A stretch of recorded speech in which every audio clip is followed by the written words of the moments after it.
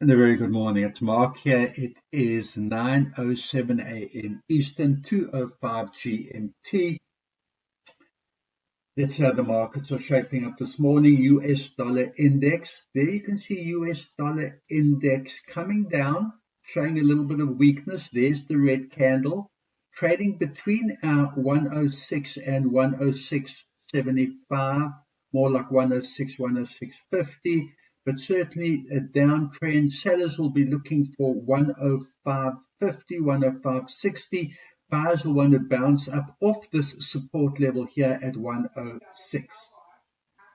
But to start with, US dollar being sold off, we are seeing some US dollar weakness. Bear in mind, over a week now, we saw this starting last week, where we see US dollar weakness in the Asian and the end of the European session. Once the US session takes over, which is right now, we've seen a turnaround. We've seen the US dollar fight its way back. But for now, there's the red candle, US dollar weakness, looking to test 106 support. Let's have a look at the S&P.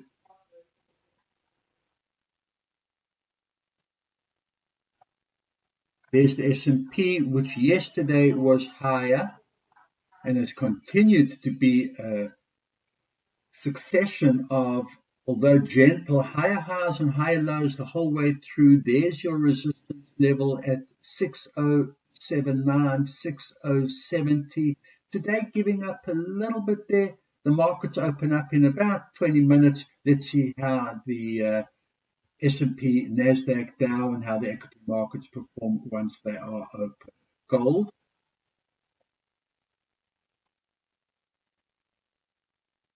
Interesting. Gold yesterday pretty flat. You can see how on the daily it's flat here, trading between 2,600, 2,666, right in the middle of 2,600 and 2,700. I drew in this descending trend line.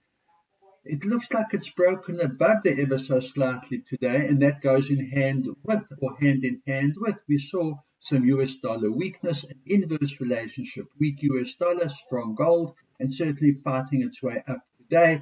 Buyers will want to maintain above this descending trend line and go up and test the 2,666 resistance level. Let's have a look at oil.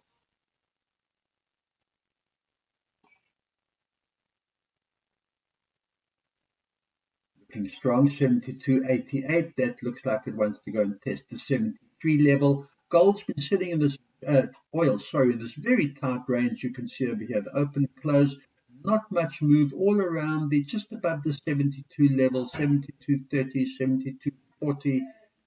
There is my 71.70 support, that red support. 73.40 is my resistance. All the price action here. Oil is bouncing up off this level again, that when it gets to under $72, it fights its way back all the way up to 72.92, as you can see right now. Buyers will be looking for $73, whereas sellers will be looking for buyers not to reach that high. You see these wicks over the past week to leave a wick again and come down and test the 72 level, perhaps even lower at 71, 78.